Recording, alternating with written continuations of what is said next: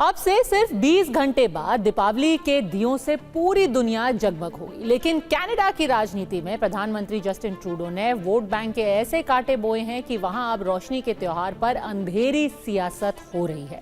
आज ही छोटी दीपावली पर अयोध्या ने 28 लाख दिए जलाकर एक नया विश्व रिकॉर्ड बनाया। लेकिन यहां से ठीक 11,672 किलोमीटर दूर कनाडा के ओटावा में अंधेरा पसरा है। ओटावा की पार्लियामेंट हिल में आज दीपावली का जश्न मनाया जाना था, वो जश्न जो पिछले 23 सालों से जारी था। लेकिन आज वहां वोट बैंक की राजनीति ने इस परंपरा पर ब्रेक लगा दिया।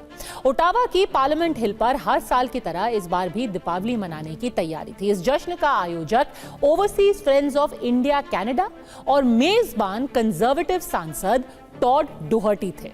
कनाडा में इस दीपावली मिलन के मुख्य मेहमान संसद में नेता विपक्ष पियर पोलिवियर थे, जो कंजर्वेटिव पार्टी से प्रधानमंत्री पद के दावेदार भी हैं। लेकिन पियर पोलिवियर ने अचानक ऐन मौके पर इस साल के दीपावली समारोह को रद्द कर दिया और इसकी कोई वजह भी नहीं बताई।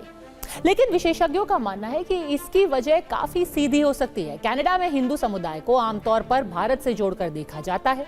वही भारत जिस पर ट्रूडो सरकार कनाडा के मामले में दखल देने का आरोप लगाती है। कनाडा की राजनीति में यह एक बहुत संवेदनशील मामला है और हिंदुओं के साथ दीपावली मनाने से पोलिवियर को डर है कि उन पर लिबरल पार्टी और मीडिया के लोग भारत का पक्ष लेने का आरोप लगाएंगे, यानी कि उनकी प्रो इंडिया छवि हो जाएगी और कनाडा के मामलों में फॉरेन इंटरफेरेंस को बढ़ावा देने का आरोपों का उन्हें सामना करना पड़ेगा। उनके इस एक्शन में कितना विरोधाभास है देखिए। पिछले साल ही पोलिवियर ने दीपावली समारोह में बढ़ चढ़कर हिस्सा लिया था। कनाडा के नेता विपक्षी नहीं बल्कि प्रधानमंत्री जस्टिन ट्रूडो ने भी पिछली बार दीपावली का जश्न मनाया। आज भी दोनों नेताओं के सोशल मीडिया अकाउंट्स पर उस वक्त की तस्वीरें मौजूद हैं। यूट्यूब पर आज भी पियर पोलिवियर का 36 सेकेंड लंबा 2023 का दीपावली का एक वीडियो मैसेज मौजूद है, जिसमें उन्होंने रोशनी के इस त्योहार को बुराई पर अच्छाई की जीत बताया था। लेकिन जस्टिन ट्रूडो ने वोट बैंक का ऐसा जाल बिछाया कि उसमें अब पियर पोलिवियर भी शायद खुद को फंसा हुआ पाते हैं। पोलिवियर के इस कदम से कनाडा में भारतीय मूल के लोग जाहिर सी बात है बेहद नाराज है, निराश है। Overseas friends of India Canada यानी कि OFIC ने इसे लेकर पोलिवियर के नाम एक ओपन लेटर यानी कि चिट्ठी लिखी है। इसमें OFIC के प्रेसिडेंट शिव भास्कर ने कहा कि पार्लियामेंट हिल पर 24वां दीपावली समारोह रद्द कर दिया गया, जो पिछले 23 साल से हिंदू, बौद्ध, जैन और सिख कनाडाई लोगों के लिए एक प्रतिष्ठित कार्यक्रम बन गया था। अफसोस कि इसका कोई स्पष्टीकरण भी नहीं दिया गया। दीपावली एक ऐसा त्योहार है जो कि न सिर्फ इंडो कनाडाई समुदाय के लिए महत्वपूर्ण है बल्कि उस बहुसांस्कृतिक भावना का भी प्रतीक है जिस पर कनाडा गर्व करता है। इस चिट्ठी में आगे लिखा है कि कनाडा और भारत के मौजूदा राजनयिक रिश्ते की वजह से राजनीतिक नेताओं ने दीपावली समारोह से खुद को दूर कर दिया। इससे हम खुद को ठगा हुआ और अकेला महसूस कर रहे हैं। भारतीय मूल के लोगों ने इसे भेदभाव और नस्लवाद का भी उदाहरण बताया है। इसके लिए नेता विपक्ष से उन्होंने कहा है कि उन्हें माफी मांगनी चाहिए। दीपावली समारोह रद्द करने की तुलना एकता के पल को विभाजन के क्षण में बदलने से की गई है। OFIC ने इस चिट्ठी को सभी 8.5 लाख हिंदू कनाडाई की आवाज बताया है, जो बेहद शिक्षित, समृद्ध और कानून का पालन करने वाले हैं। इस खत के जरिए भारतीय मूल के लोगों ने कनाडाई होने पर गर्व जताया है, साथ ही कनाडा के निर्माण में अपना योगदान भी गिनाया है और आखिर में अपने वोट की ताकत का एहसास भी करा दिया है। सबसे हैरान करने वाली बात है कि आज से महज 2 हफ्ते पहले यही पियर पोलिवियर थे जो दशहरा मना रहे थे। कनाडा के हिंदू सभा मंदिर में बुराई पर अच्छाई का त्योहार मनाकर खुद को खुशकिस्मत बता रहे थे। दावा कर रहे थे कि अंधकार पर हमेशा प्रकाश की ही जीत होती है। उन्होंने दशहरा भी मनाया, उसके पहले नवरात्र भी मनाया हिंदू समुदाय के साथ। लेकिन अचानक उनका मन ऐसा बदला, चुनाव करीब है, ऐसे में शायद प्रो हिंदू होने का डर सता गया और खुद को कनाडा का भावी प्रधानमंत्री मानने वाले नेताजी ने दीपावली के जश्न से खुद को ही काट लिया। कनाडा के नेताओं ने वोट बैंक के डर से दीपावली मनाने से परहेज किया तो उनके पड़ोस में ही अमेरिकी राष्ट्रपति जो बाइडेन ने व्हाइट हाउस में दीपावली का जश्न मनाया। अमेरिका ने जमीन पर ही नहीं अंतरिक्ष में भी यह त्योहार मनाया।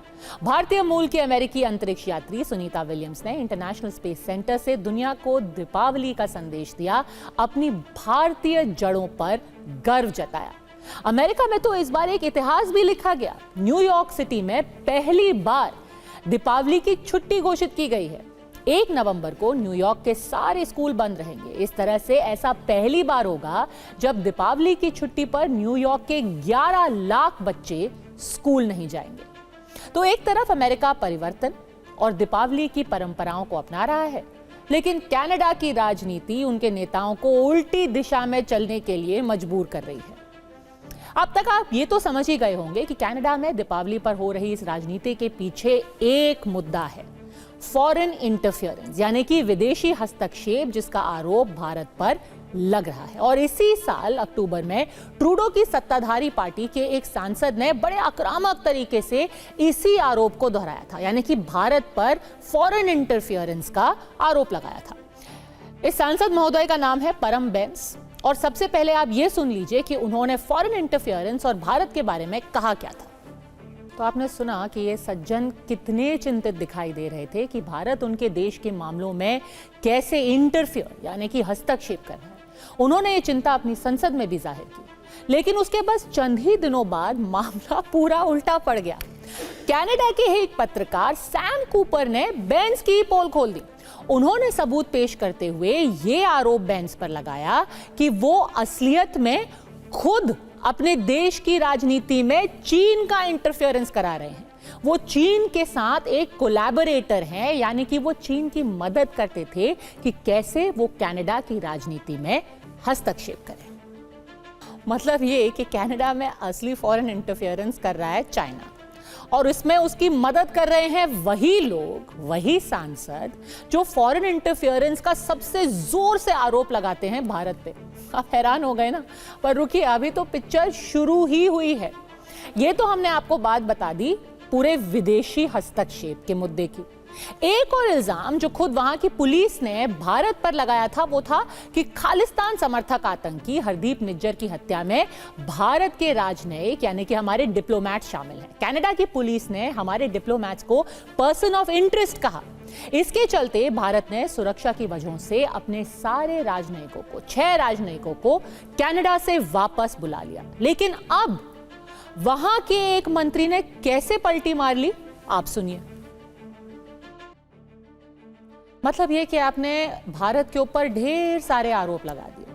हमारे राजनयिकों पर निज्जर को मारने के लिए लॉरेंस बिश्नोई जैसे गैंगस्टर के साथ मिली भगत का भी इल्जाम लगा दिया। और अब आपके ही एक मंत्री क्या कह रहे हैं? वो कह रहे हैं कि हमने एक बहुत जनरल सी बात की थी, हमारी पुलिस ने कोई स्पेसिफिक लिंक नहीं दिया था। अरे जब कोई स्पेसिफिक लिंक नहीं था तो आपके प्रधानमंत्री कैसे खड़े होकर के कह रहे थे कि भारत के डिप्लोमैट्स लॉरेंस बिश्नोई के साथ मिलकर के कनाडा के नागरिक के ऊपर हमला करवा रहे हैं? कनाडा का ये घटिया आरोप कितना ठोस है ये तो उनके मंत्री ने ही दिखा दिया। पर दीपावली का समारोह कैंसिल करके वहां के नेता क्या संदेश देना चाहते हैं, ये भी सोचने की बात है। कनाडा खुद को बहुधार्मिक और बहुलतावादी देश बताता है, लेकिन वहां जांच की आड़ में सिर्फ नस्लवाद की राजनीति अब की जा रही है। पहले निज्जर जैसे आतंकियों की आड़ में एक वोट बैंक को खुश करना, और अब दीपावली के समारोह का बहिष्कार करना। अगर ये नस्लवाद की राजनीति नहीं होती तो फिर हिंदू, बौद्ध, जैन और सिख 4 धर्मों के त्योहार दीपावली से परहेज नहीं किया जाता। और अब परवाह देशकी के दूसरे भाग में देखेंगे बांग्लादेश में दीपावली से पहले हिंदुओं के साथ क्या हो रहा है। मोहम्मद यूनुस के राज में बांग्लादेश के हिंदू दिवाली पर लक्ष्मी पूजा करने और दरवाजे के सामने 2 दिए रखने तक से डर रहे हैं। कट्टरपंथियों ने बांग्लादेश में हिंदुओं को जैसी धमकियां दुर्गा पूजा के दौरान दी, बिल्कुल वैसी ही धमकियां अब दिवाली से पहले भी दी जा रही हैं। हालत यह है कि बांग्लादेश में रहने वाले 1 करोड़ 35 लाख हिंदू दिवाली मनाने की जगह सड़कों पर उतर के सुरक्षा मांग रहे हैं। और मोहम्मद यूनुस सरकार पूरी तरह कट्टरपंथियों पर ही मेहरबान दिखाई दे रही है। कट्टरपंथियों को आगे करके मोहम्मद यूनुस अपनी कुर्सी बचाना चाहते हैं, इसलिए अब देखिए यूनुस का कुर्सी बचाओ अभियान।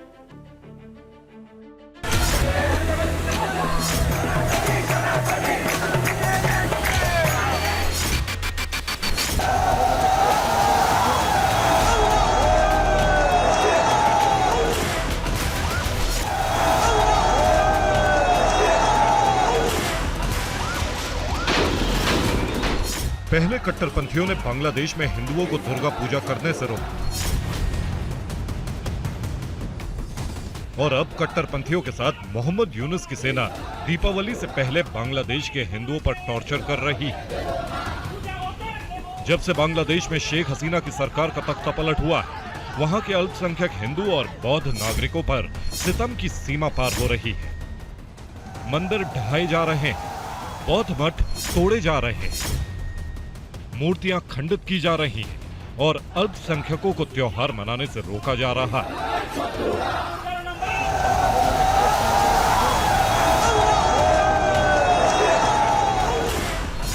बांग्लादेश में हिंदुओं के साथ हिंसा की घटनाएं बढ़ती जा रही हैं। अब दीपावली से पहले बांग्लादेश के हिंदू इस कदर खौफ में हैं कि वो दीपावली की रात में अपने घरों के सामने 2 दीपक तक रखने से डर रहे हैं। दीपावली से ठीक पहले बांग्लादेश में हिंदुओं के खिलाफ हिंसा की बढ़ती घटनाओं के बाद भारतीय मूल के अमेरिकी सांसद और प्रतिनिधि सभा के सदस्य राजा कृष्ण मूर्ति ने देश को दीपावली की शुभकामनाएं देते हुए बांग्लादेश में हिंदुओं के साथ हो रही ज्यादती को लेकर चिंता जाहिर की। दीपावली से ठीक पहले बांग्लादेश में कट्टरपंथियों की फौज वैसे ही सक्रिय हो गई है जैसे नवरात्रि से ठीक पहले हो गई थी। कुछ दिन पहले बांग्लादेश में कट्टरपंथी संगठनों ने ढाका की सड़कों पर उतरकर दुर्गा पूजा नहीं होने देने की चेतावनी दी थी। उसके बाद दुर्गा पूजा समितियों को 5 लाख कैश देने या दुर्गा पूजा नहीं करने की धमकी देने वाली चिट्ठियां मिली थी। बांग्लादेश की अंतरिम सरकार के मुखिया मोहम्मद यूनुस ने सुरक्षा का आश्वासन दिया तो दुर्गा पूजा की तैयारियां शुरू हुई। लेकिन बांग्लादेश के हिंदुओं के साथ धोखा हुआ। ढाका, चटगांव, किशोरगंज, चपाई नवाबगंज, सिलहट, खुलना, सिराजगंज, बांग्लादेश के तकरीबन हर बड़े शहर में दुर्गा पंडालों पर हमले हुए। नवरात्रि के बुरे अनुभव के बाद बांग्लादेश के अल्पसंख्यकों को वहां की यूनुस सरकार पर बिल्कुल भरोसा नहीं है। दीपावली से पहले हिंदू त्योहार नहीं मना रहे, अपनी सुरक्षा के लिए सड़कों पर प्रदर्शन कर रहे हैं।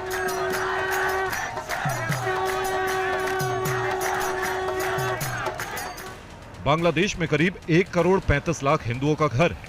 अल्पसंख्यकों पर जारी हिंसा के खिलाफ अब हिंदुओं ने आवाज उठाना शुरू कर दिया है। नवरात्रि के बाद दीपावली पर भी कट्टरपंथियों से धमकियां मिली तो बांग्लादेश के चटगांव में सनातन जागरण मंच ने बड़ा विरोध प्रदर्शन किया। 5 अगस्त को शेख हसीना के देश छोड़ने के बाद हिंदुओं की यह सबसे बड़ी रैली थी। हिंदुओं ने मोहम्मद यूनुस सरकार से सुरक्षा देने और अल्पसंख्यक संरक्षण कानून को तत्काल लागू करने की मांग की है, जिससे बांग्लादेश के हिंदू भी अपने घरों में दिए जला पाएं और त्योहार मना पाएं। Bureau report, TV9 Bharatvarsh. Hindu वहां अपने सुरक्षा की भीख मांग रहे हैं, पर बांग्लादेश के कार्यकारी प्रधानमंत्री मोहम्मद यूनुस कट्टरपंथियों को माफी देने में लगे हैं। उन्होंने 5 अगस्त को शेख हसीना के घर में उपद्रव और लूटपाट करने वालों को माफ कर दिया है। शेख हसीना के तख्ता पलट के बाद बांग्लादेश के 27 जिलों में हिंदुओं के घरों और मंदिरों पर हमले किए गए थे। दुर्गा पूजा के दौरान भी उनके घरों और दुर्गा पंडालों पर हमले हुए। लेकिन मोहम्मद यूनुस इन अपराधों को दबाने और दुनिया से छुपाने में लगे हैं। बांग्लादेश में अल्पसंख्यक हिंदू ही नहीं, बौद्ध और ईसाइयों के साथ भी हो रहे अपराधों की ये रिपोर्ट की ही नहीं जा रही। अब देखिए कट्टरपंथियों के साथ मिलकर मोहम्मद यूनुस कुर्सी बचाने के लिए क्या पैंतरेबाजी कर रहे हैं।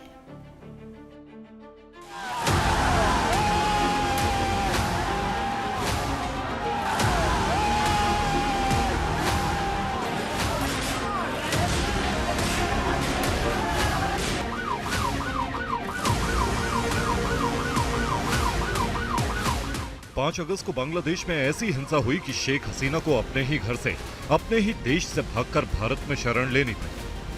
पूर्व पीएम शेख हसीना के घर पर घुसे प्रदर्शनकारियों ने जमकर उत्पात मचाया और वहां लूटपाट की।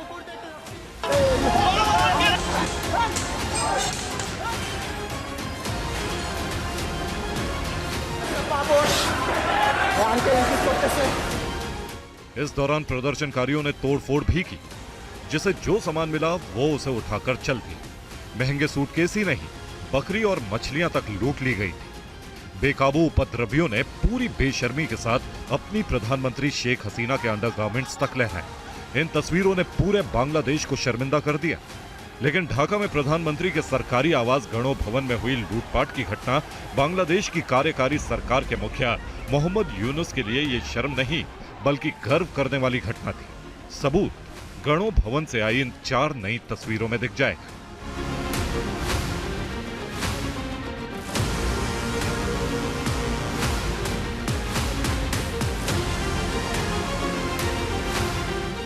इन तस्वीरों को गौर से देखिए।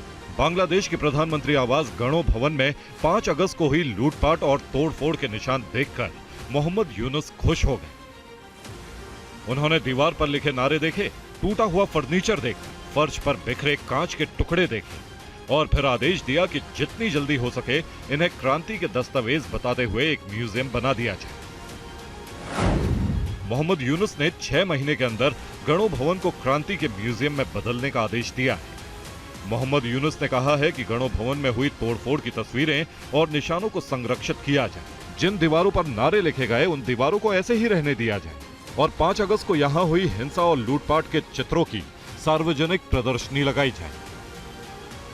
बांग्लादेश की अंतरिम सरकार के प्रधानमंत्री मोहम्मद यूनुस ने 1 साल के अंदर चुनाव कराने के संकेत दिए हैं, लेकिन इसी के साथ उन्होंने खुद को कुर्सी पर बनाए रखने के पैंतरे भी चल दिए। पहला पैंतरा है शेख हसीना की पार्टी को चुनावों से ही दूर करना। गणो भवन में हुए शेख हसीना के अपमान और लूटपाट के सबूतों को क्रांति के म्यूजियम में बदलकर मोहम्मद यूनुस शेख हसीना और उनकी पार्टी का मनोबल पूरी तरह तोड़ना चाहते हैं। दूसरा पैंतरा है कट्टरपंथियों को खुश करना। इसके लिए कई कदम उठाए जा रहे हैं। हिंदुओं और अल्पसंख्यकों की शिकायत नहीं सुनी जा रही। हिंदुओं के साथ हो रही हिंसा की घटनाओं को दबाने की कोशिश हो रही है। बांग्लादेश में अल्पसंख्यकों के साथ हो रही हिंसा से जुड़ी खबरों को सेंसर किया जा रहा है और दूसरी तरफ बांग्लादेश में हसीना विरोधी आंदोलन में हिंसा करने वाले कट्टरपंथी नेताओं के अपराधों को माफ करने का ऐलान कर दिया है। लेकिन मोहम्मद यूनुस ने तीसरा ऐसा पैंतरा चला है जिसकी उम्मीद कम से कम एक नोबेल पुरस्कार विजेता शख्स से कतई नहीं की जा सकती थी। कट्टरपंथियों का साथ लेकर चुनाव जीतने के लिए मोहम्मद यूनुस ने लोकतांत्रिक देश रहे बांग्लादेश में पाकिस्तान जैसा ईश निदा कानून लाने की भूमिका बना रहे हैं। Bureau report, TV9 Bharatvarsh. Mohammad Yunus के बांग्लादेश में कट्टरपंथी बेकाबू हो गए। उन्होंने बांग्लादेश को पाकिस्तान बना दिया। जिस तरह पाकिस्तान में सेना बलूचिस्तान और खैबर पख्तूनख्वा के घरों में घुसकर बलोच और पश्तूनों पर ईश निंदा का आरोप लगाकर टॉर्चर करती रही है, बिल्कुल वही खेल अब बांग्लादेश में भी शुरू हो गया है।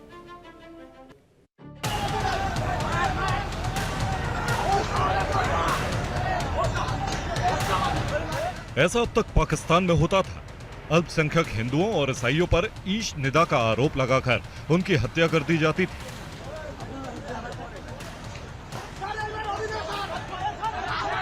अब बांग्लादेश में ही ईश निदा के नाम पर होने वाली जहालियत शुरू हो गई है। पाकिस्तान में दुश्मनी निकालने के लिए ईश निदा के कानून का राजनीतिक इस्तेमाल होता है। अब बांग्लादेश में भी ऐसा ही हो रहा है। बांग्लादेश के फरीदपुर में 11वीं कक्षा के एक हिंदू लड़के हृदयपाल पर स्कूल के ही एक दूसरे छात्र ने ईश निदा का आरोप लगाकर शिकायत की। मोहम्मद यूनुस ने स्कूल में पढ़ रहे एक निहत्थे छात्र को पकड़ने के लिए सेना भेज दी। बांग्लादेशी सेना ने क्लासरूम में घुसकर हिंदू छात्र के हाथ बांधे, किसी आतंकवादी की तरह उसकी आंखों पर पट्टी बांधी और उसे खींचकर अपने साथ ले गए।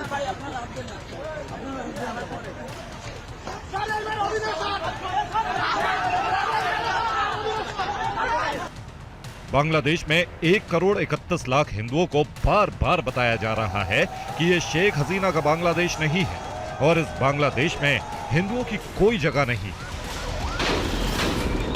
लेकिन खतरा सिर्फ हिंदुओं पर ही नहीं है, चाहे हिंदू हो, ईसाई हो या बौद्ध, बांग्लादेश में रह रहे सभी अल्पसंख्यक इस समय खतरे में हैं। और सिर्फ अल्पसंख्यक ही नहीं, ईश निदा का आरोप लगाकर शेख हसीना की पार्टी से ताल्लुक रखने वाले कार्यकर्ताओं को भी जेल में डाला जा रहा है। उनके चुनाव लड़ने पर रोक लगाई जा रही है, उनकी हत्या करवाई जा रही है और मोहम्मद यूनुस सरकार खुलेआम उपद्रवियों और हत्यारों को माफी दे रही है।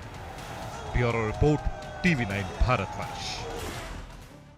और अब बात अमेरिकी चुनाव में जारी स्टार वॉर्स की। अमेरिका में कमला हैरिस और डोनाल्ड ट्रंप के चुनावी प्रचार में एक बात समान है, दोनों के चुनावी कैंपेन में हॉलीवुड सेलिब्रिटीज की भरमार है। हॉलीवुड के इन बड़े नामों ने खुले तौर पर कमला हैरिस और डोनाल्ड ट्रंप के लिए अपना अपना समर्थन जाहिर किया है, मगर पॉलिटिकल पावर के लिए इस स्टार वॉर्स से जुड़े एक सनसनीखेज खुलासे ने कई सवाल खड़े कर दिए हैं। क्या वाकई प्रचार करने वाले ये A-लिस्टर स्टार्स कमला हैरिस या डोनाल्ड ट्रंप के असली समर्थक हैं? क्योंकि आरोप अब ये लगाए जा रहे हैं कि कुछ स्टार्स को ब्लैकमेल किया जा रहा है। क्या है पूरा मामला और इसके पीछे का सच, देखिए इस रिपोर्ट में। अमेरिकी राष्ट्रपति चुनाव में स्टार वॉर, बेहद सनसनीखेज खुलासा। क्या कमला हैरिस अपनी ताकत का गलत इस्तेमाल कर रही हैं?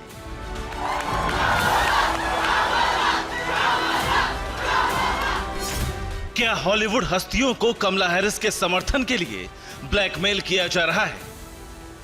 आरोप लग रहे हैं कि सितारों की चकाचौंध से सियासत में चमकने के लिए कमला हैरिस ने अपनी शक्ति का गलत इस्तेमाल किया। सेलिब्रिटीज को डराया, धमकाया, उनको ब्लैकमेल किया ताकि वो कमला हैरिस के नाम पर वोट डालने की अपील करें। लेकिन सवाल ये कि कमला हैरिस का समर्थन करने वाली हस्तियों को किस बात का डर है? आखिर क्यों वो कमला हैरिस की बात मानने को मजबूर हैं? इन सवालों का जवाब जानने से पहले आपको एक किरदार को पहचानना होगा। वो किरदार है रैपर सीन कॉम्बस, जिनको पी डीडी के नाम से भी जाना जाता है। सीन कॉम्बस 3 बार के ग्रैमी विजेता और अमेरिका के मशहूर हिप हॉप रैपर हैं। उन पर कई गंभीर आरोप लगे हैं, जिनमें डकैती की साजिश रचने, सेक्स ट्रैफिकिंग और प्रोस्टिट्यूशन रैकेट से जुड़े होने के आरोप शामिल हैं। अब समझिए पी डीडी और कमला हैरिस पर लगे ब्लैकमेल वाले आरोपों में क्या कनेक्शन है। रूसी न्यूज एजेंसी स्पुतनिक ने अमेरिकी सेना के पूर्व अधिकारी स्कॉट बेनेट के हवाले से लिखा है, हालिया दिनों में बयान से एमिनेम और टेलर स्विफ्ट जैसी ए सूची की मशहूर हस्तियों को कमला हैरिस का समर्थन करने के लिए कहा गया है। इनमें से कई मशहूर हस्तियों को रैपर पी डीडी के साथ रिश्तों की वजह से कमला हैरिस की बात माननी पड़ी। समझना मुश्किल नहीं है कि आखिर क्यों इतने बड़े सितारे कथित समझौता करने को तैयार हो गए, क्योंकि कमला हैरिस अमेरिका की उपराष्ट्रपति हैं। वो चाहे तो बियॉन्से, टेलर स्विफ्ट और एमिनेम जैसे सितारों तक भी पी डीडी मामले की जांच की आंच पहुंचा सकती हैं। इन्हीं वजहों से कमला हैरिस पर लगे आरोप और संगीन हो जाते हैं। लेकिन आखिर सितारों के समर्थन से चुनाव और नतीजों पर कितना असर पड़ सकता है, जिसके लिए कमला हैरिस को कथित रूप से सरकारी मशीनरी का इस्तेमाल करना पड़ा होगा? तो इन सवालों के जवाब देती है हार्वर्ड यूनिवर्सिटी की रिपोर्ट। हार्वर्ड यूनिवर्सिटी की रिपोर्ट के मुताबिक मतदाताओं की भावना बदलने और वोटिंग परसेंटेज प्रभावित करने में सेलिब्रिटीज काफी प्रभावशाली हैं। रिपोर्ट में यह भी पाया गया कि सेलिब्रिटी समर्थित अभियान अक्सर सार्वजनिक भागीदारी और वोटर रजिस्ट्रेशन से बढ़ोतरी लाते हैं। रिपोर्ट में 2020 के चुनाव का उदाहरण दिया गया है, जब vote.org के मुताबिक पॉप सुपरस्टार टेलर स्विफ्ट के जो बाइडेन के समर्थन की वजह से एक ही दिन में 35,000 नए वोटर्स ने रजिस्टर किया था। इसी तरह 2008 में ओपेरा विनफ्रे ने बराक ओबामा के समर्थन से अनुमानित 10 लाख अतिरिक्त वोट डेमोक्रेटिक कैंडिडेट को मिले। अब जरा इस वीडियो को देखिए। ये वीडियो है 22 अक्टूबर का, जब डेट्रॉइट में कमला हैरिस की सभा का आयोजन किया गया। इसमें मशहूर रैपर एमिनेम आए और कमला हैरिस के लिए वोट मांगने की अपील की। इस अपील के बाद एमिनेम बराक ओबामा को स्टेज पर आमंत्रित करते हैं। इस वीडियो को सिर्फ YouTube पर अब तक करीब 2.25 मिलियन व्यूज मिल चुके हैं, बल्कि बाकी सोशल मीडिया साइट्स पर भी लाखों लोगों तक ये वीडियो पहुंचा है। इतना ही नहीं, चर्चित film sex and the city की एक्ट्रेस सारा जेसिका पार्कर ने इंस्टाग्राम पर हैरिस वॉल्स पोस्टर के साथ अपनी एक तस्वीर पोस्ट की, जिसमें उन्होंने 31 कारण गिनाए कि क्यों कमला हैरिस को वोट मिला है। इस पोस्ट को भी लाखों लाइक्स मिले। एक बात तो तय है, अमेरिकी राष्ट्रपति चुनाव में हार जीत की भूमिका तय करने में सेलिब्रिटीज आधारित कैंपेन की बड़ी भूमिका को नजरअंदाज नहीं किया जा सकता। और यही कारण है कि चाहे ट्रंप हो या हैरिस हो, दोनों स्टार पावर का भरपूर इस्तेमाल कर रहे हैं। कमला हैरिस के पक्ष में 9 बार ग्रैमी अवार्ड विजेता सिंगर बायंस, मशहूर गायक टेलर स्विफ्ट, ग्रैमी अवार्ड विजेता रैपर एमिनेम, एक्ट्रेस सारा जेसिका पार्कर, आरएनबी कलाकार अशर और रैपर लीजो प्रचार करते नजर आए। तो वहीं डोनाल्ड ट्रंप के लिए प्रचार करने वालों में भी कई हाई प्रोफाइल नाम हैं, जिसमें टेस्ला और स्पेसएक्स के CEO Elon Musk, actor Georgie Levi, wrestling और reality show star Hulk Hogan, मशहूर कॉमेडियन टोनी हिंचक्लिफ और मशहूर कॉमेडियन रोजीन बर्र शामिल हैं। अब वोटिंग में एक हफ्ते से भी कम का वक्त बचा है। दोनों तरफ से फाइनल राउंड की जोर आजमाइश हो रही है। खबर तो ये भी आ रही है कि न सिर्फ स्टार्स पर दबाव बनाकर उन्हें अपने साथ जोड़ा जा रहा है, बल्कि साइबर टैक्टिक्स की मदद भी ली जा रही है। CNN के हवाले से ये कहा गया है कि चीनी हैकर्स ने ट्रंप के बेटे एरिक ट्रंप, दामाद जेरेड कुशनर के कॉल टेक्स्ट डेटा को निशाना बनाया। चीनी सरकार से जुड़े हैकर्स ने बड़े पैमाने पर ट्रंप के परिवार के लोगों की साइबर जासूसी की। CNN सूत्रों के हवाले से बताया गया कि हैकर्स एरिक ट्रंप और जेरेड कुशनर के कॉल और टेक्स्ट डेटा को निशाना बना रहे थे। और इसके अलावा रिपब्लिकन पार्टी के उपराष्ट्रपति पद के उम्मीदवार जेडी वेंस के मोबाइल फोन पर भी सेंध लगाने की कोशिश की गई। बताया जा रहा है कि हैकर्स कई महीनों से कॉल और टेक्स्ट डेटा तक पहुंच बनाने में जुटे थे। रिपोर्ट में कहा गया है कि FBI प्रभावित लोगों को इस बारे में जानकारी दे रही है। सारी जोर आजमाइश के बीच सवाल ये है कि अमेरिका के लोगों के मन में क्या है। रॉयटर्स और इप्सोस के पोल के मुताबिक चुनाव के अंतिम दौर में ट्रंप पर हैरिस की बढ़त कम हो गई है। सर्वे के मुताबिक राष्ट्रीय स्तर पर कमला हैरिस के पक्ष में 44% लोग हैं, जबकि रिपब्लिकन कैंडिडेट डोनाल्ड ट्रंप के पक्ष में 43% लोग हैं। यानी कमला हैरिस के पास केवल 1% अंक की मामूली बढ़त है। तो वहीं 30 अक्टूबर के 538 और ABC न्यूज के नेशनल पोल के मुताबिक कमला हैरिस के पक्ष में 48.1% लोग हैं, जबकि ट्रंप के समर्थन में 46.7% लोग हैं। इस पोल में भी कमला हैरिस को 1.4 अंकों की मामूली बढ़त ही मिली। जहां सेलिब्रिटीज की मदद से चुनाव में बढ़त बनाने के लिए कमला हैरिस ने पूरा जोर लगा दिया है, तो वहीं पोल के ये आंकड़े बहुत हद तक कमला हैरिस के पक्ष में जाते नहीं दिख रहे। इन सब के बीच ऐन मौके पर बाइडेन ने एक विवादित बयान दे दिया।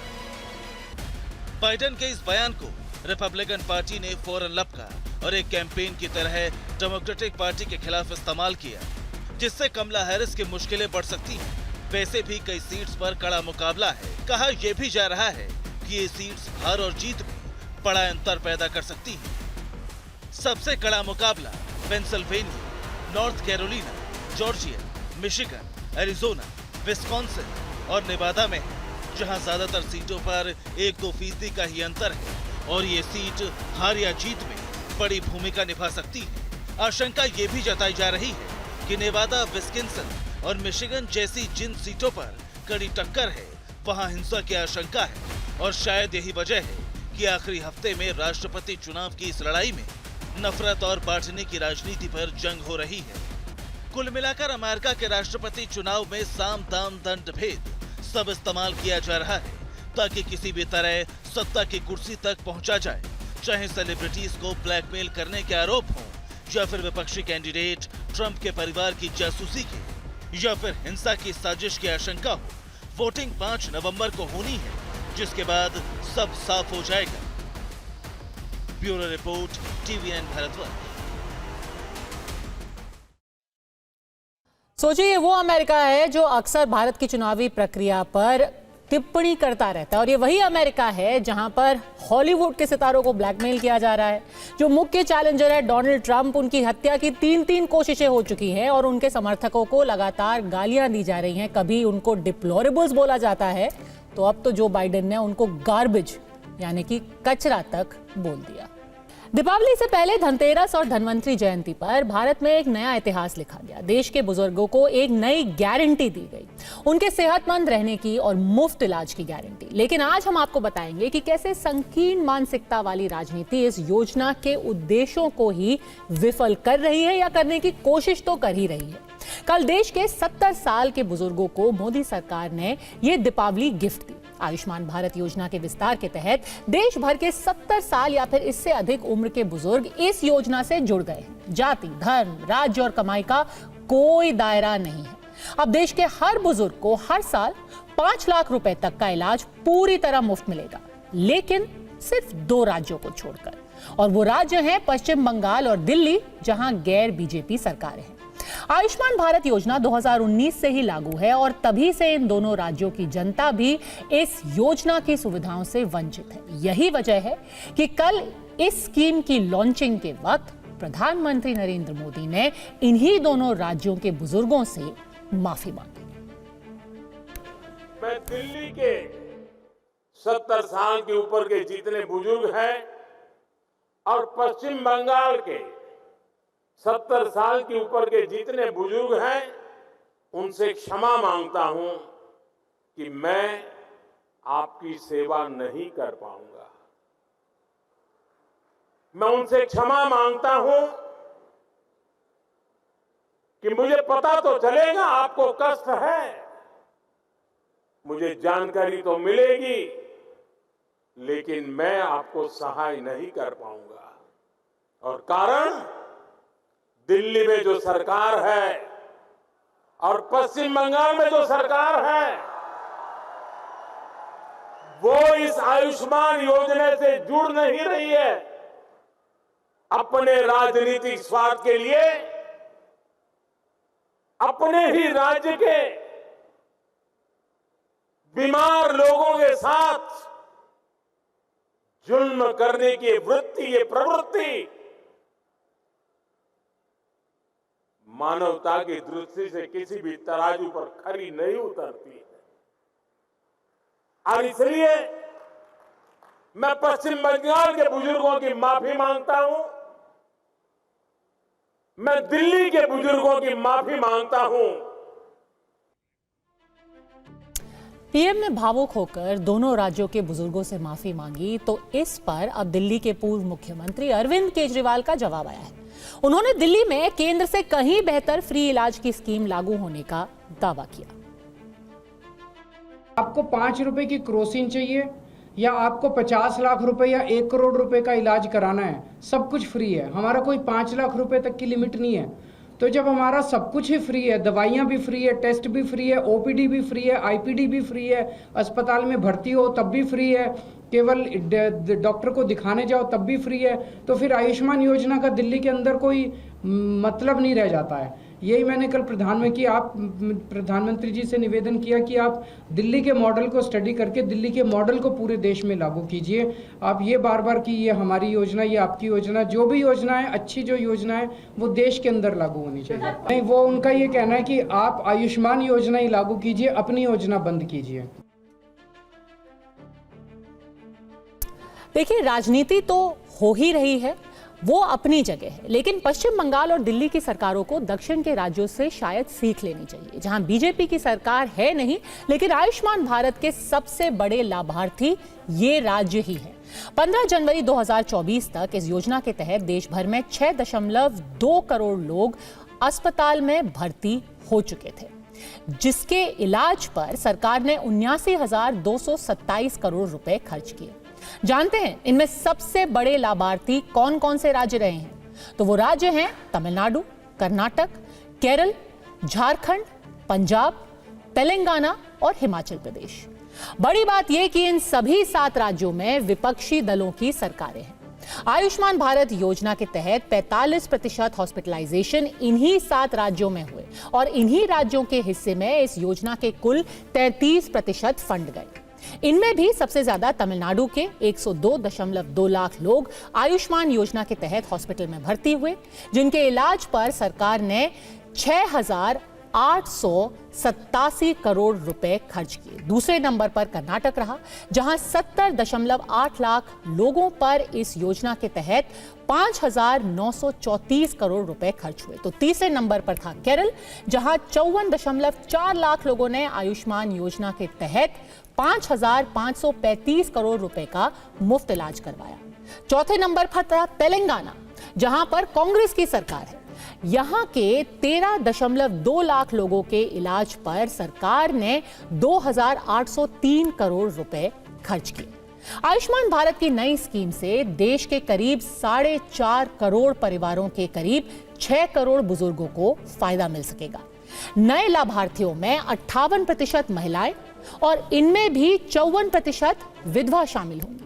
आयुष्मान भारत योजना के खर्च में केंद्र सरकार 60% योगदान देती है, तो बाकी 40% की जिम्मेदारी राज्य सरकार की होती है, जो पश्चिम बंगाल और दिल्ली की राज्य सरकारों को मंजूर नहीं है। दोनों राज्यों को इस योजना में शामिल शब्द प्रधानमंत्री से भी ऐतराज है।